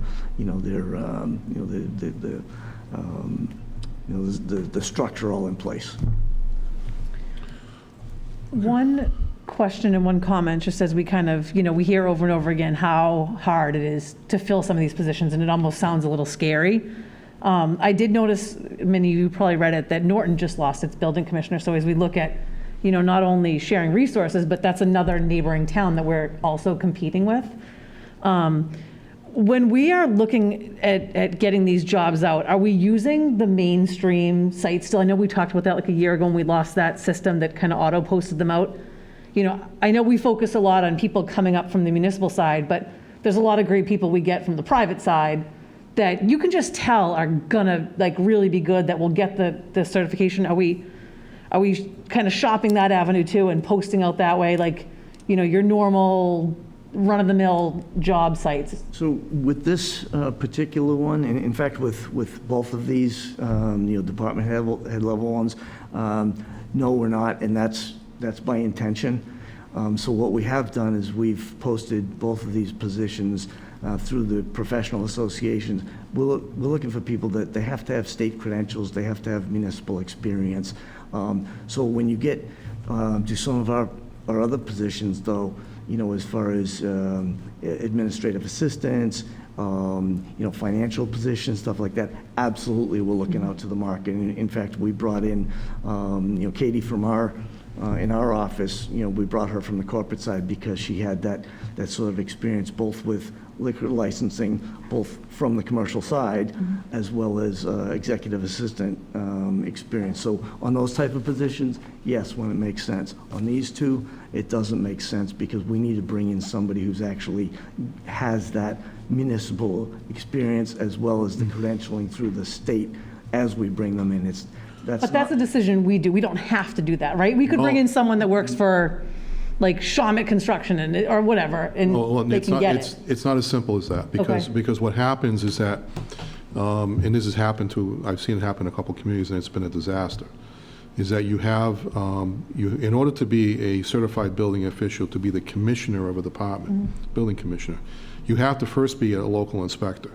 All right, which means that you have to take that exam and pass that process first, and that can take anywhere from about a year to 18 months to do that.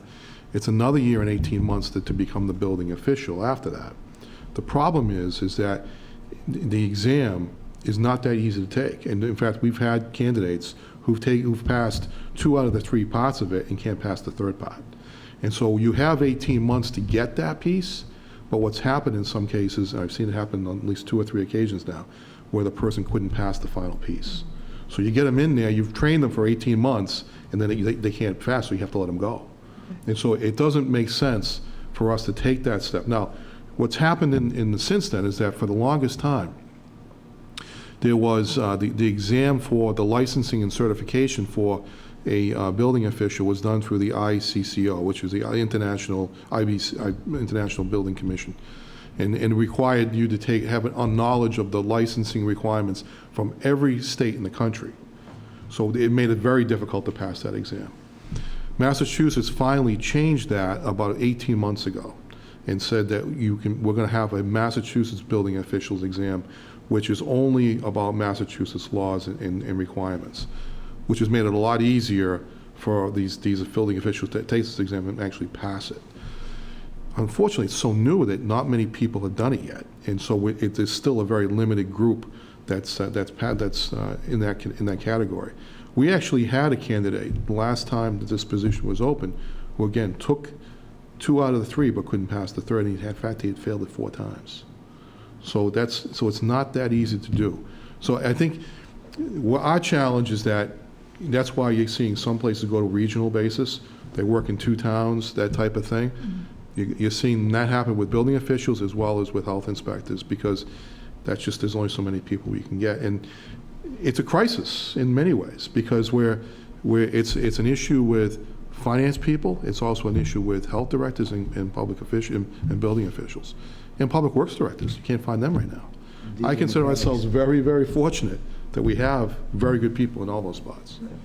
What will happen if we get to November 22nd when Mark leaves and we don't have somebody. Well, we still have a local inspector that can fulfill, and Okay. he's still going to be So able no to one's do it, yeah. like no one's like home renovation will be held up or No, anything like that? nothing like, Okay. no, we're gonna still have somebody do it. And also, our thought is that we would get somebody from another town to help us temporarily. Have we talked to Norton?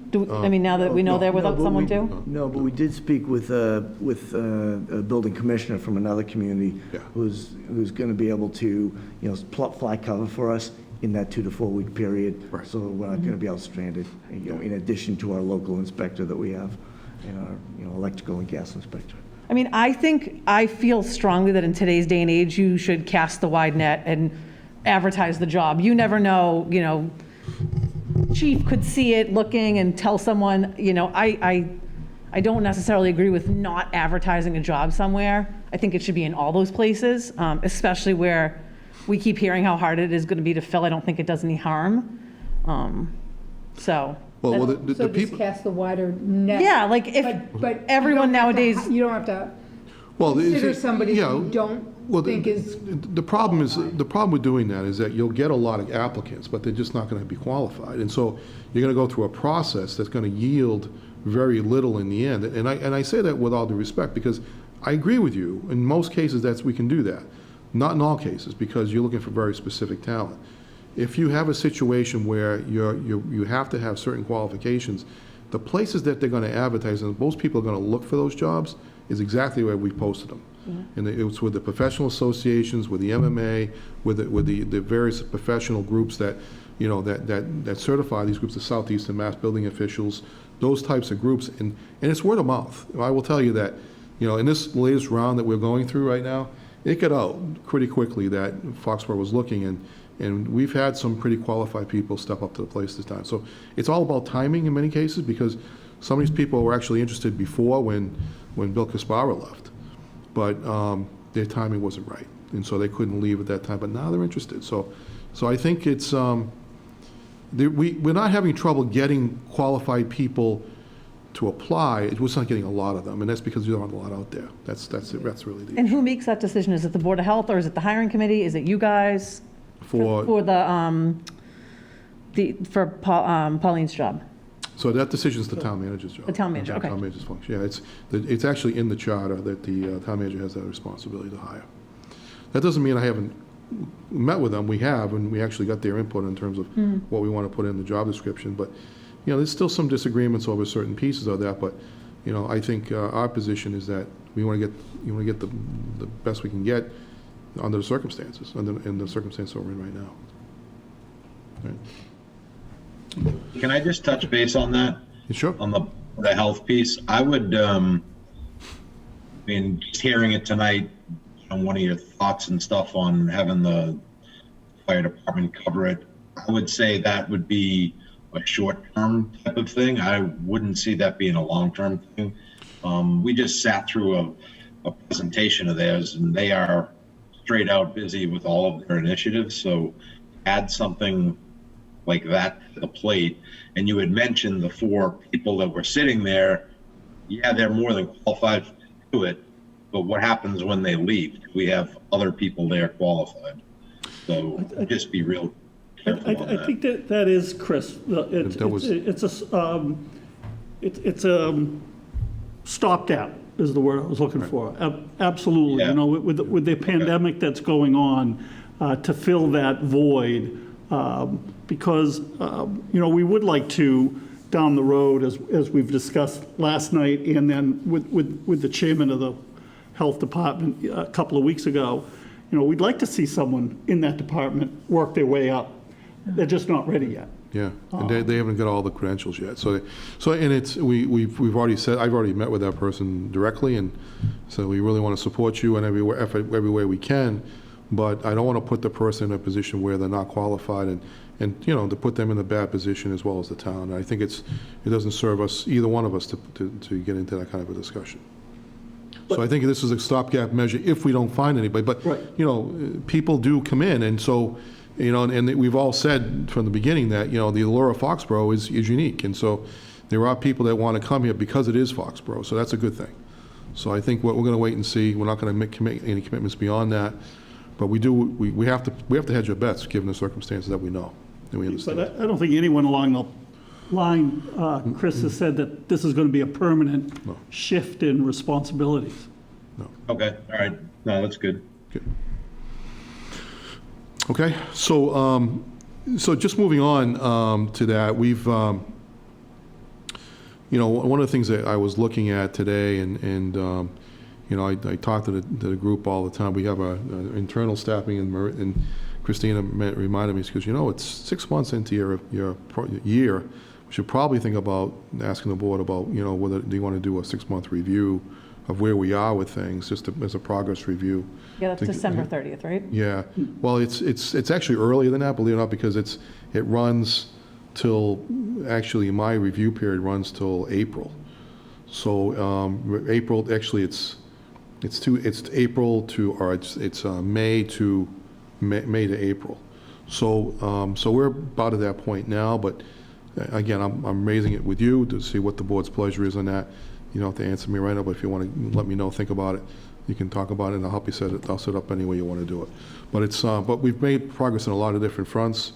Some of them have been limited by, the conditions that we're working under, but we still have made progress on a lot of different fronts. So I'm happy to talk about those. What we could do, just in discussion on that, we've had a department head come in every time we've had a meeting, maybe have Bill be the last one. I think we should have a check-in. I mean, I think, and we started out doing that, like during your update, you were giving us some, and then we just kind of stopped doing it. COVID took over. Yeah. But why don't you be the last one? That's fine. I mean, Yeah, who's left?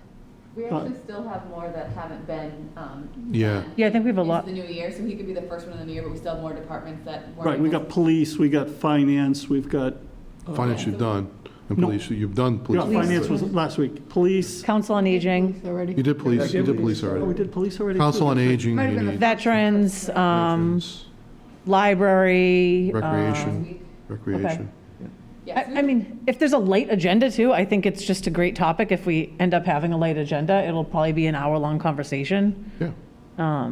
There's a lot of things we can cover. I mean, there's a lot of A couple ground. of the departments you'll probably want to take later, maybe after Bill, is, the ones we just talked about. Yeah. Health inspections, that sort of, let the new person, get their feet on the ground and running for a little bit.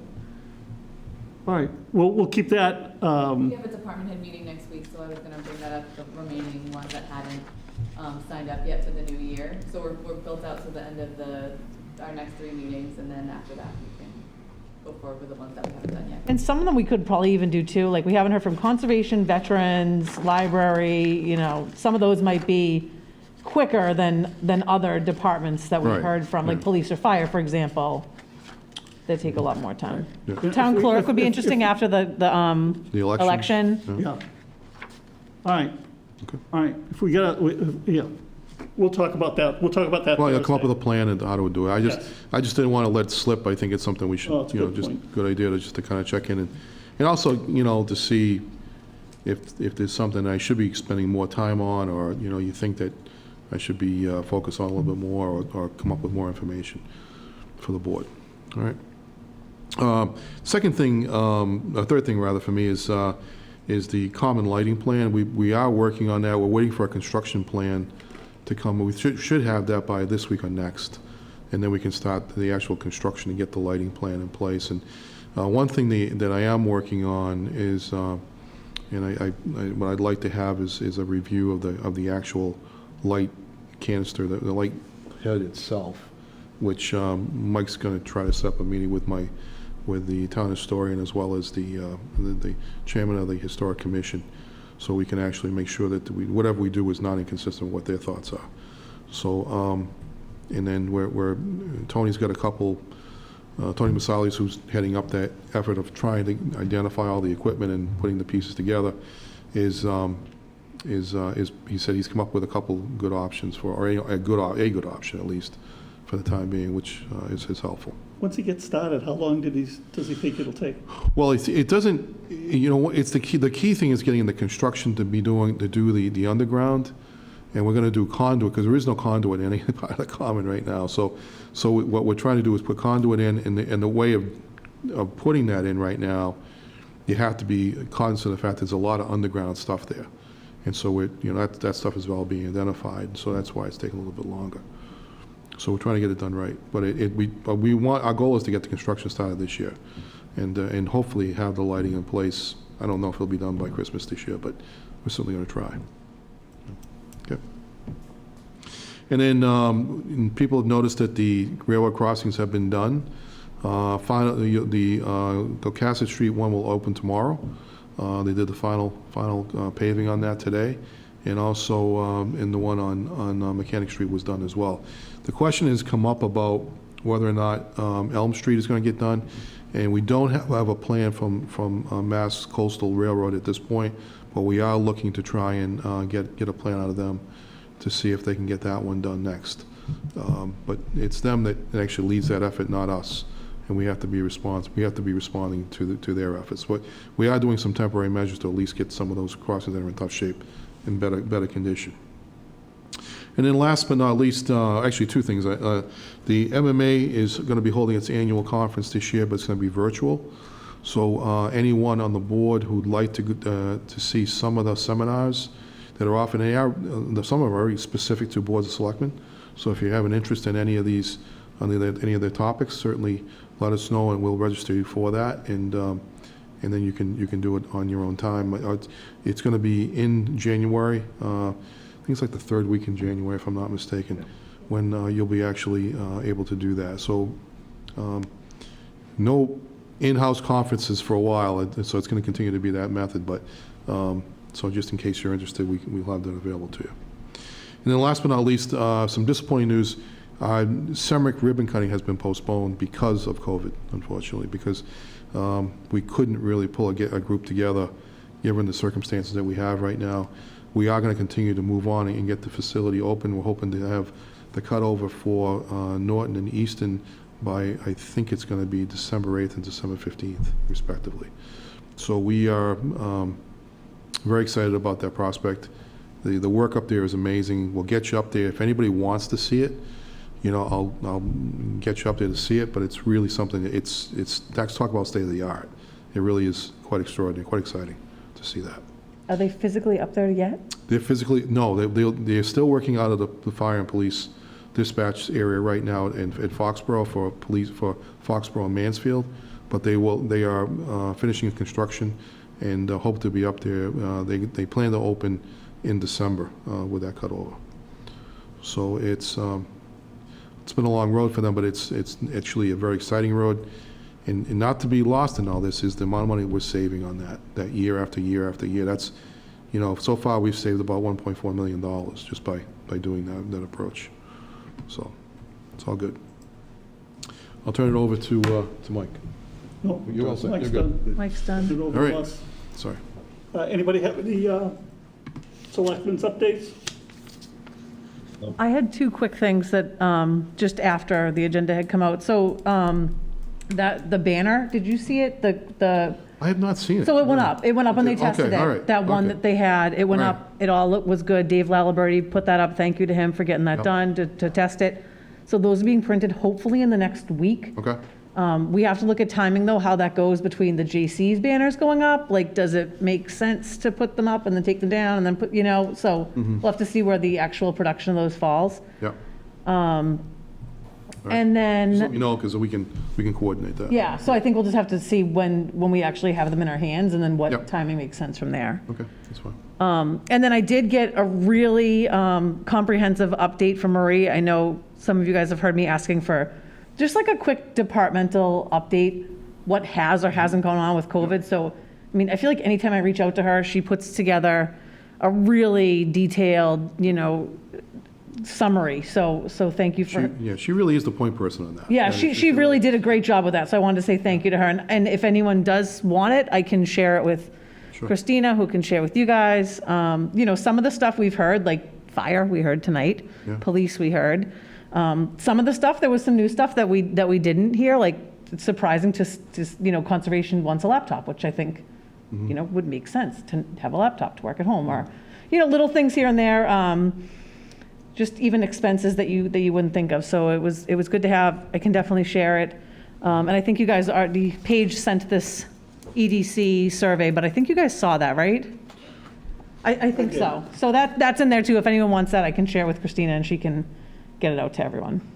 Just to follow up on one thing you mentioned when you were talking about finance, the next week you're going to do the setting the tax rate.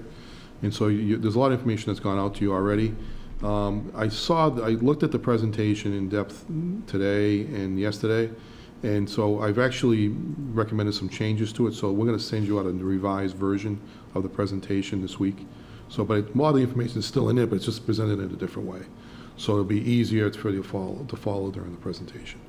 All right, but all in all, it's pretty straightforward. And maybe it's just me that's having a little trouble getting, or, with some of our Board of Selectmen's meetings changing, and then the different, budget calendars that have gone out. If there's somewhere we can put that in board docs, I think it would be helpful to just see it all in one place. I mean, even just when I'm trying to, get myself organized, it would be helpful. I feel like the meeting agenda schedule is on the Board of Selectmen page, so it could be helpful. I don't know if that's to share with the public. If it's not, maybe we can put it in board docs or somewhere, but maybe that budget schedule can go out there too, just to have it in We one can do that, so place. it'd be one calendar for everybody to Yeah, we can follow. probably even PDF it together and then just have it out there so that everyone, I mean, the information's all there, it's just a matter of putting it together into a form. Yes, so the dates for all the Board of Selectmen meetings are in board docs and on the Board of Selectmen page under schedule, and then you're looking for the budget calendar to be. yeah, just so I can get them all on my calendar, just to make sure that we have everything that's out there right now, because there's a lot in motion, I think. And what would be good too, Christina, is maybe if we could reach out to Larry Uwe, and maybe even just, not that we all have to then hitting an AdCom meeting, but I will say there's a lot of discussion that goes on about all the different, and sometimes it's, I know on AdCom, I'd be listening to it, and then I would watch the Selectmen's meeting, and if I either came home and just watched from home, just to hear some of it, just even for a second time, sometimes, different questions or whatever, and so it might be nice just to throw their budget schedule in there for us too, just in case. Yeah, we've had it in the past, so it's definitely helpful to get it. Yeah. Especially now that we can watch it home. Sometimes I'd be prompted, because I'd get the meeting notification. Yeah. But But you that's- can't get out to the meeting, but now you can at least Right. watch it. Yeah. Or I'm sure you can probably even, and then re-watch it later. Right. I don't think you know, I've on seen cable. their schedule yet for the budget hearings. I don't yet, think but- they have it yet. I don't think they have it they yet, won't no. have it for another couple of months, but. Right, yeah. Larry and Bernard have been meeting with us on a regular basis, once every 2-3 weeks, just staying in touch with what's going on, and it's been very helpful for them and for us. Are you looking for the calendar that has all the different department heads and when they're coming in to present? No, the budget meeting. The one that you guys emailed it to us, but I think Bill just said another version's coming out, so just that it's somewhere that, No, but you're talking AdCom's list of who comes in front of them. their Particular schedule. day. We've Their done it in the schedule, yeah. past. Yes. Whenever it's available. Once they have Yeah. it. Yeah, They no, can just share it with us. Yeah. I'll get that. The straight. schedule I gave for the budget's the same, that hasn't changed. It's their schedule is when they actually meet with certain people. Right. Oh, okay, so the budget schedule that you sent to us has not changed. That's not changed. That's not changed. Okay. But if we can make a new section here, it might just be helpful to either put it here or put it on the Selectmen's page or something, so it's all in one place. And I also post for you guys, for all of you to attend the AdCom meeting, so if you were to attend remotely and wanted to make a comment, and there was more than one of you in there, or more than a quorum in there, that you could all Okay. attend and not violate. And comment if you wanted to. And AdCom is another one that, people can subscribe to these meetings and agendas to know what's coming up. I don't know that we have a process right now for that to go out to the public. So I don't know if that lies with us or if that lies with finance to maybe have people be able to subscribe to that and get it. Because I know I'm not sure what you mean. You mean AdCom meetings or? so just how you can subscribe to get the Board of Health's meeting agendas and their notes emailed to you? Yeah. For me, I know when I subscribe to those, it'll, then I'll pay attention to it. I'll be like, oh, this is coming up, I want to see this. But, because they're not a department that has someone tied to them, I don't know that it's on anyone's radar, maybe to help them get those pushed out to the public if they want to subscribe to those. Board of Health, I read all their minutes now because they come right to my inbox. It's nice and easy. I can do that. Okay, great. I think that'll be helpful, just so getting people involved and engaged and knowing what's going on, like we talked about for the last couple of years. So there's no last minute questions? Or try There to will be. minimize the last Don't worry, minute there will be. questions? There won't be. All right, great. And just want to remind everybody, tomorrow's Veterans Day. Unfortunately, there's not going to be any event like in the past, but I believe, help me out here, Ally's doing something. She is. On, There's a virtual event that will be on the government channel of Foxboro Cable Access, and it starts at 11 o'clock. okay, yeah, great, so. Good. Action item?